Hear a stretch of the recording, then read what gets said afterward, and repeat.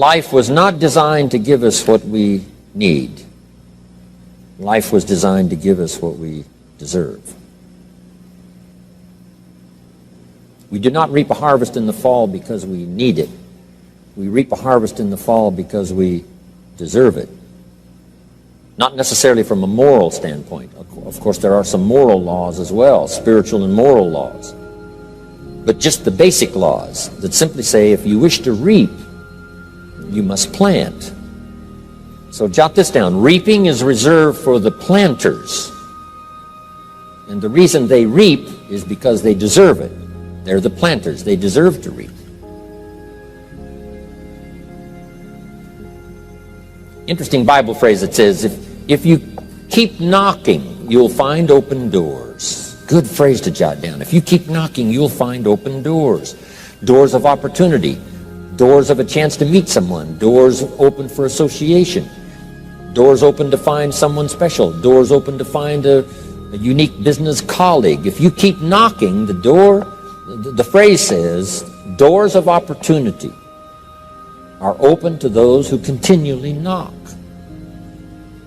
So we don't find open doors of opportunity because we need them. We find them because we deserve them. Only those who knock deserve to find an open door.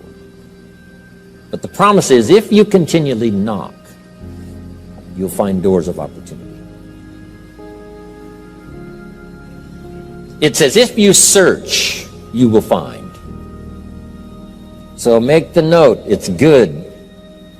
Finding is reserved for the searchers because they deserve it. Now, at first they may have needed it, but they now know that just needing it is not sufficient. But if they need it, now they must qualify for it.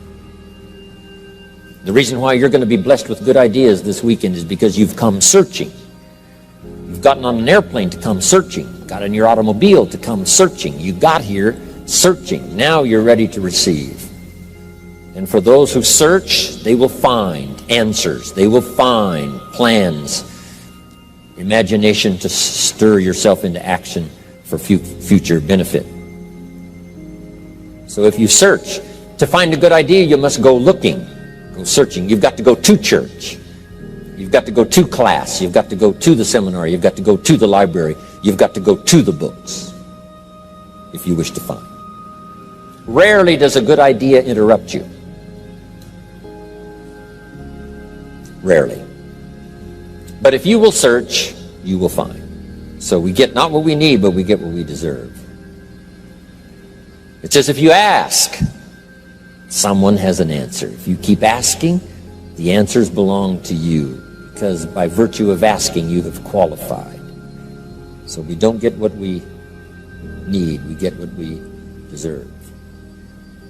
The mother on welfare should be taught in some small manner that hopefully she can begin deserving the welfare check. Not getting it because she needs it, but now starting to get it because she deserves it.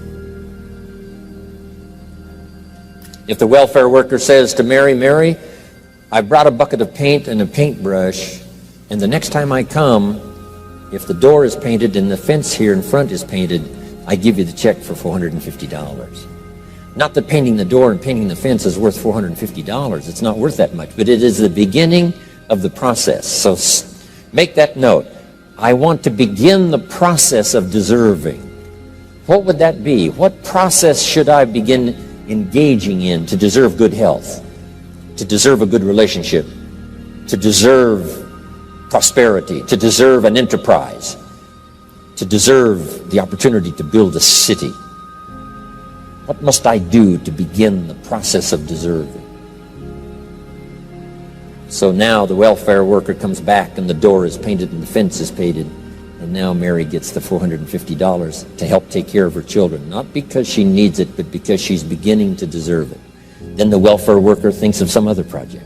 She said, Mary, if these weeds are gone and this little garden is cultivated, when I come back, now that the door is painted and the fence is painted, if the weeds are gone and this little garden is cultivated, you get the $450. And step by step, a new life is emerging, learning the process of deserving it, not just needing.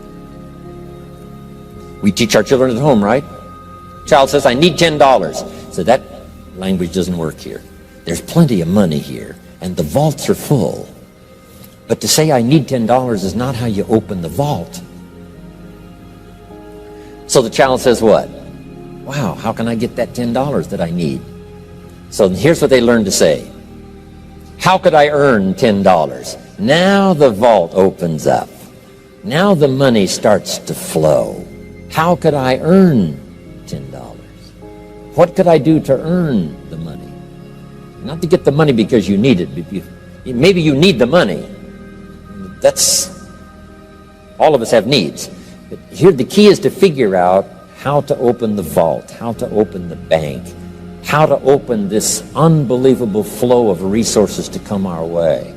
And here's the key: to deserve it, not to need it. You can't walk out to the field and say to the field, I need a crop.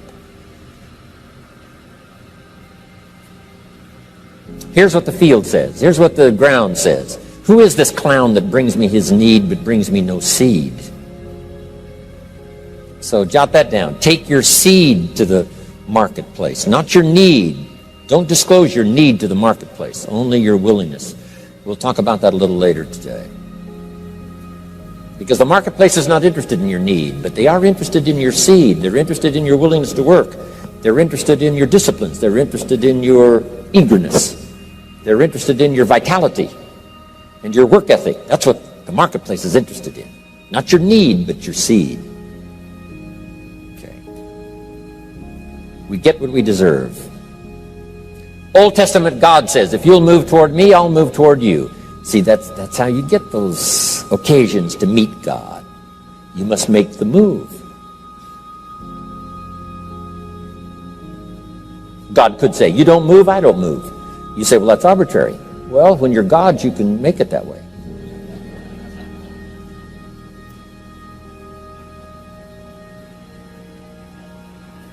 So, the law says if you wish to receive, now let's talk about enlightened self-interest. If you wish to receive, and we would call the wish to receive self-interest.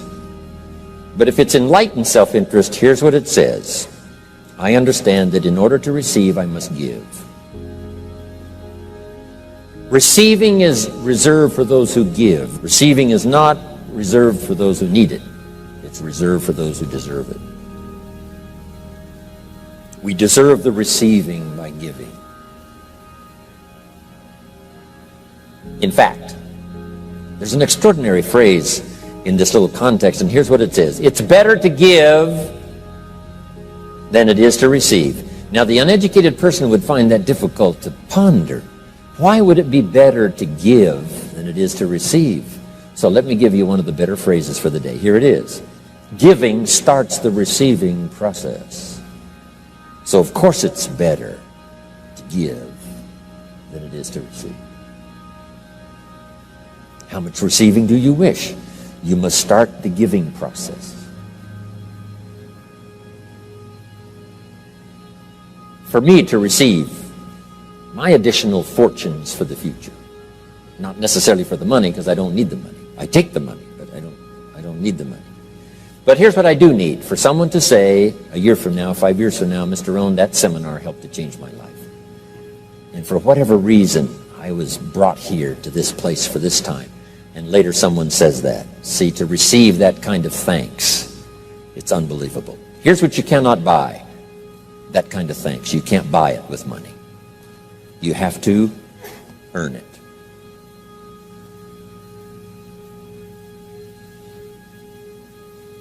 Now let's expand a little further now. It's called the law of riches and wealth.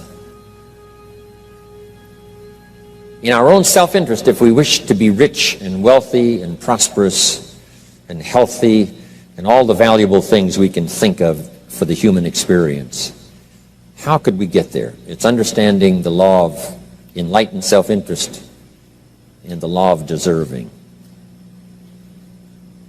The question was asked in the Bible, how can we be great? What is the key to greatness? Great wealth, great return, great accolades, trophies to put on the mantle above the fireplace. How can we get great respect great riches, great abundance for ourselves. How can we get that? And the answer was given, and here was the answer. Find a way to serve. Find a way to serve the many. So I paraphrase it to read this. Service to many leads to greatness. Service to many leads to greatness. Someone says, well, about the best I can do is take care of myself. That's okay. Self-care, has its own reward, but it's very limited. Somebody says, I can't be worried about other people's problems. I got enough problems of my own. That's okay. Self-defense is okay. Self-preservation is okay, but it has a very limited reward. If you wish to change that into abundance, and prosperity, and uniqueness, then here's what you must do. Help solve other people's problems. Help find answers for someone else, not just for yourself, but for someone else. And in that kind of service, you now begin the process of greatness.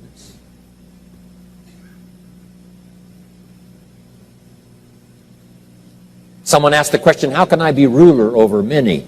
How could I manage a lot of people? How could I be the leader of a vast movement or enterprise? Here was the answer. Nothing wrong with that wish. We call that self-interest of the highest kind. Wishing to be the manager, the ruler, wishing to be presiding over many people. Here was the answer. Be faithful when the amounts are small. Be faithful when there's just a few. Be disciplined when there's only a few. That starts to entitle you to someday be ruler over many. You say, well, if I had a big organization, I'd really run it with a strong hand and I'd be a fabulous leader. But I've only got a few and I don't know where they are. See, that's not going to work. If you wish to preside over riches, you must start when the amounts are small. Someone says, oh, if I had a fortune, I'd really take good care of it, but I've only got a paycheck, I don't know where it goes. See, not knowing where it goes disqualifies you now for presiding over the fortune. We've all heard that, right? I don't know where it all goes. Did you ever hear that expression? Oh, we'd love to have you run the company. You don't know where it all goes. Somebody says, it just gets away from me. Oh, we'd love to have you run the world, right? It just gets away from you. Somebody says, it's only pennies and it's only a few. Here's where you begin to qualify for abundance and riches and greatness and respect, is to be disciplined when the amounts are small. Someone finds it unique, right, that this many people would come and hear what I've got to say for a whole weekend, but this is not where I started. I started with just a few. But I was so on fire with the few, trying to translate for them in my awkward ways back then. What had happened to me? My life got changed, my income got changed, my health got changed, everything got changed for the better. And now I've lived the most extraordinary life. But it started with my passion for just a few, to translate for just the few. Someone says, well, there's just a few here. Does this meeting matter when there's only a few? And the answer is yes. Jot this down. You never know who's in the audience. Whether it's a few or 1,000 or whatever. But you got to be faithful when there's just a few. Tell your story when there's just a few. Be just as passionate about ideas that can change someone's life when there's just a few. Now you begin. You're not fully qualified, but you begin the qualification to someday speak to many. Someday preside over a vast crowd. Someday be the manager or the leader of millions. It starts in those early days to deserve it. Now, jot this down. Also give yourself a chance to change. Some things I held on to that I thought this was it. I'm telling you, after a while I gave it up, found out it wasn't it. So give yourself a chance to change. Refine your philosophy. Refine your direction. If you'll give yourself a chance to do that, here's what will happen down the road a ways. A new door will open that you haven't discovered before. Give yourself a chance to change. Reevaluate.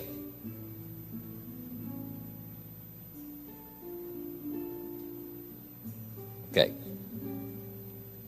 So let your library be a testimonial of your dedicated interest in accelerated personal development, that you will read whatever you have to read, you will hear whatever you must hear, and you will watch and see whatever you must see. in order to make your life refined and worthwhile and achieve all of your purposes. That's what I want this stopping station to be these 3 days. Just to come here and sit for a while and listen and ponder and take notes and work hard and see if you can't absorb, get all that you possibly can here so that it will start to refine your life even before you get on an airplane and fly back to wherever you came from, before you get in your car and drive away. What we share with you here, with all the rest that you've learned, this will be a catalyst to start a process even before you get home that'll start working for you. Some of you are going to set some goals. We're going to do the workshop tomorrow, designing the next 10 years. Hopefully you'll come up with some new promises, some new objectives, some new ideas. And by the time we're finished here, these 2-3 days, I'm telling you, you'll see yourself able to accomplish 2 times, 3 times, 5 times more than you ever thought was possible, which will make this cost of this seminar a small price to pay. And hopefully it'll make the time you spent here small price to pay compared to making this an investment in your future, in what will flow in terms of money and income and return and reward and respect and dignity and accolades, trophies, all the stuff that can be yours. A marriage that lasts forever, a friendship that nourishes you forever, things that you'll find that you'll keep and treasure for a lifetime. Hopefully this is one of those weekends. It takes a lot of effort to learn. It takes a lot of effort to grow. It takes a lot of effort to decide and debate. But jot this down. It's all worth the price. Whatever stimulates you to think, whatever stimulates you to wonder, whatever stimulates you to react or even to debate, even if you hear something you say, well, that's not right, see, that's still valuable. It means you're awake. It means you're alert. It means you're alive. It means your mind is ready to take on something, whether it's agreeable or not agreeable. Something right, something wrong. Who cares what it is? We've got to listen to a variety of voices. And some are going to come from the left and some are going to come from the right. And some are going to come from mysterious sources. And some will try to entice you with all kinds of stuff. But that's okay, just so you're alive and alert and awake, ready to process anything that comes your way. Take the best of it and make it beneficial for you, so that tomorrow you walk with a stronger step. Next month you see a clearer vision. And a month from now, the purpose for your life is multiplied by 2, 3, 5. That's what I want to create here. So, now, to hurry and get through, because we have so many subjects to cover, let's cover now some other things under personal development. Here's one that's important as you read and as you listen and as you study and as you grow and as you take notes and as you fill up your journal. And then try to work on the ideas to make yourself valuable in the marketplace. Here's something to remember under personal development, some things I had to learn. First, steps to success. First of all, you need good ideas. Just decide right now you're going to accelerate your plan for collecting good ideas. Ideas for your life, ideas for your health, ideas for your marriage, your relationships. Ideas that stimulate. One idea sometimes leads to the next, needs to the next. And the 4 or 5 ideas in the future that really thrust acceleration into your life, you couldn't have gotten unless you went through the first one and the second one and the third one. Next, you need good plans. We're going to talk about time management and game plans tomorrow. You need a good health plan. Traveling around the world, you can imagine the kind of health plan I have to have. If I didn't have a superb, extreme, got to underline the word extreme, if I didn't have a superb, extreme health plan, do you think I could travel all over the world? People look at my calendar and say, impossible. I'm the only one that can do it. Everyone else is too young. Incredible. But I've got to be extremely healthy. I can't let up at all in terms of diet and nutrition, exercise, all that stuff in order to stay healthy. So a good health plan, a good family plan. Here's a good one, a good marriage plan. Some people just go along married with their fingers crossed. You've got to have a better plan than that. Some are whistling in the dark, hoping everything will work out. Not a good plan. You need a good plan for how to use the day. We'll talk about that tomorrow. Best kept secret of the rich, how to use your time. A good plan to meet the right people over the right amount of time to stimulate your life. You need a game plan for lifestyle. We'll talk about that later.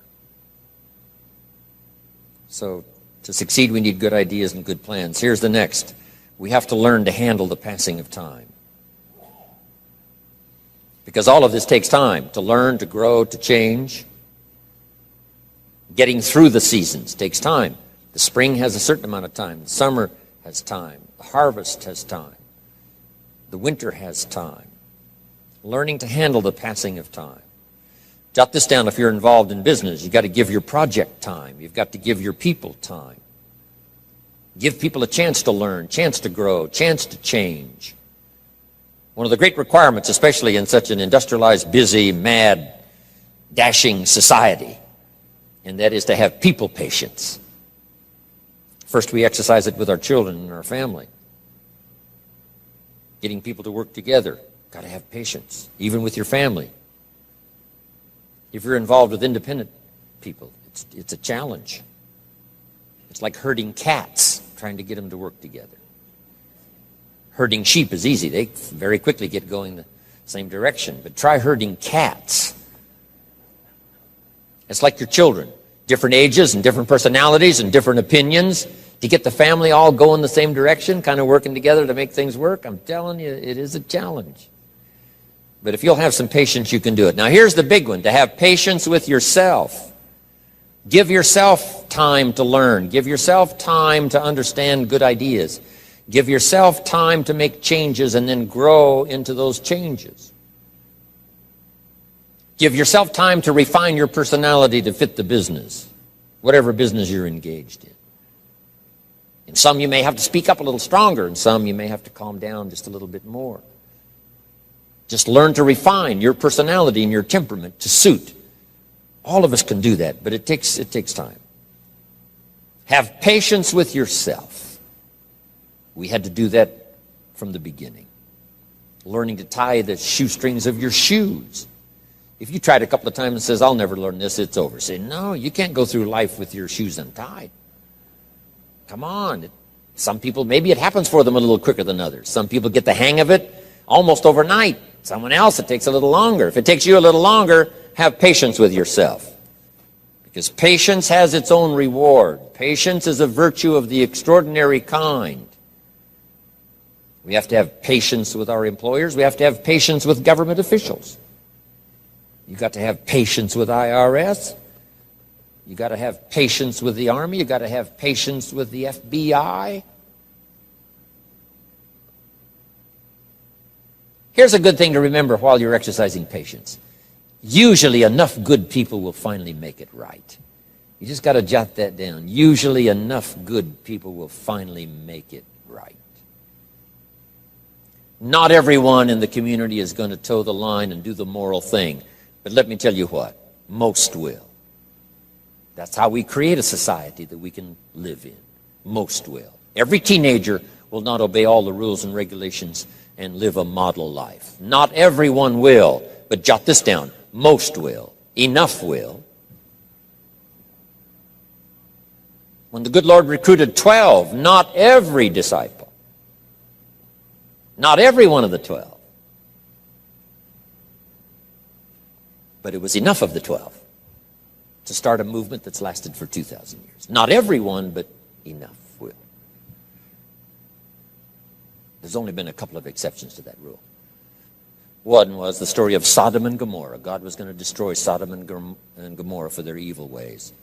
Abraham had a friend that lived there. And Abraham implored and said, God, if I can go to Sodom and Gomorrah and find 50 righteous people, will you spare the city? And God said, Abraham, you've been such an excellent friend of mine. Yes, I'll spare the city if you can find 50. So he searches the city, can't find 50 good people. Comes back and says, Lord, would you take 40? God says, Abraham, for you, come on, I'll do it. If you can find 40. So he searches for 40, can't find 40. And he comes back and says, would you take 30? Good Lord says, Abraham, only for you will I reduce it to 30. Can't find 30. Can't find 20. Abraham said, this is my last request. Would you take 10? God said, only for you, Abraham. So he went searching for 10, and you know the story, right? Couldn't find 10. That's the exception to the rule. So he said, Abraham, get your friend Lot and his family out of there because the end has come. But that's the exception to the rule. So jot down the general rule. Most will. In a civilized society, most will obey the rules. In government, most will. Not every senator will, but what? Enough will to build a stable government and a future. Not everyone in the armed forces will, but enough will. Not everyone in the community will, but enough will. Not every teenager in this high school will, but I'm telling you, the most will. And that's how we survive in a civilized society, because most will. And that's a good feeling to know. Most will. Okay. So have patience.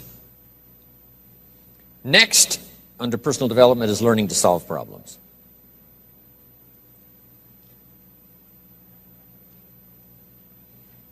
By the way, having patience with the seasons takes time to develop the crop.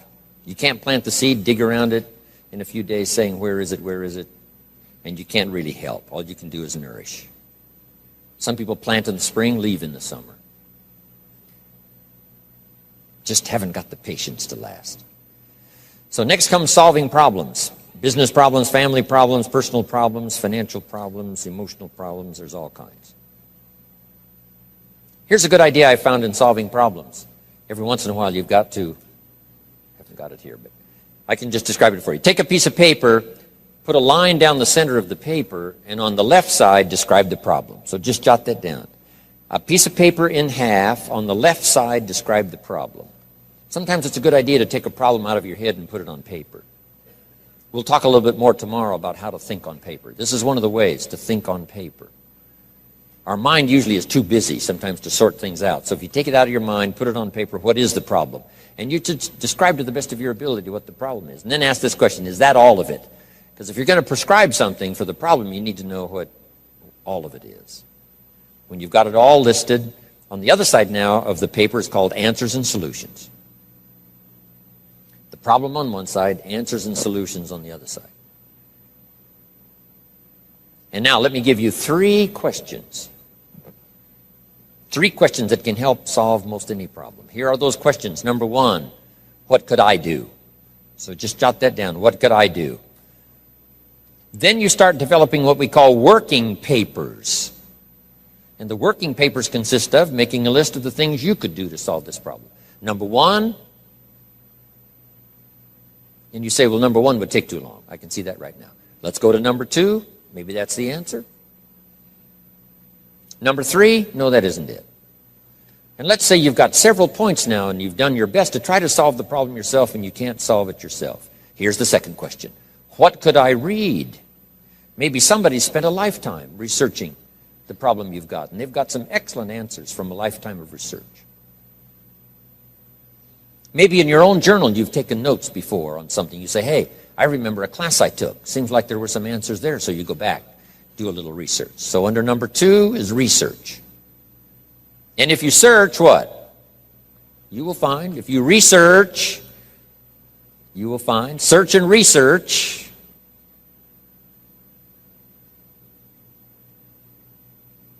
Now, research as soon as possible, because if the problem is severe, you don't want to wait till too late. My friend Kenny comes to me and says, he just lost a beautiful lady, fabulous lady. They got a divorce. She was really something. Then after his divorce, he comes to me and says, you know, it's over. But he says, you know, something strange. He said, I found a book in my own library that I think would have saved my marriage if I had read it before my divorce. And it was a book entitled How to Live with Another Person. He said, I should have read that book a long time ago. He finally read it, but it was a little late. It's like reading a book on nutrition after you've had a heart attack, right? I mean, that's good. That is good. But gosh, it's so much better to read it before. Spare yourself the agony and the lost time and maybe the loss of your life. Now, if you tried to solve it yourself and you can't solve it and you've researched and it doesn't seem like you've got the answer, here's number 3. The third question is, who could I ask? Is there someone around me that might have the answer to my problem? Now, under that, put this. Don't ask first now.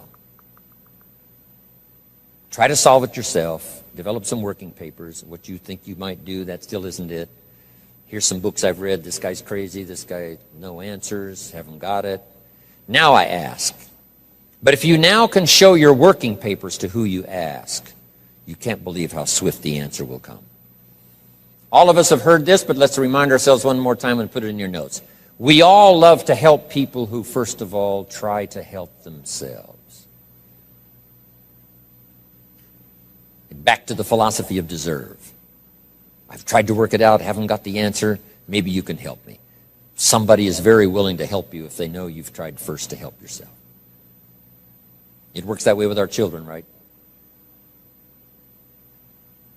My daughter Linda, before she got married, used to travel a lot. She comes to me and say, Daddy, I'm headed for Thailand. I said, wonderful.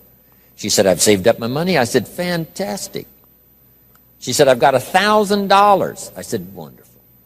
She said, the kids wanted to go here, wanted to go there. I didn't go. They wanted to buy this, wanted to buy that. I didn't buy. I got my money put aside, $1,000. I said, Linda, unbelievable. You must be my daughter. That's fantastic. Now she said, to make the trip, I only need a couple of thousand more. An easy 2,000, right? But she knew she couldn't get the whole 3. But she knew that if she worked hard to the best of her ability and put that first 1,000 together, the next 2 was easy, right? Okay. So, develop your working papers. Do your best to solve problems. Here's why you try to solve it on your own first. You need the mental and emotional muscle. You need the discipline. If you just quickly go to the answer, somebody that's got it, now you're not developing the muscle. You're not developing the discipline to solve your own problems, because there may come a day when there's no one else to ask. So you need the rhythm of learning, the rhythm of trying, the rhythm of seeing if you can do it first to build the emotional, mental muscle. Okay.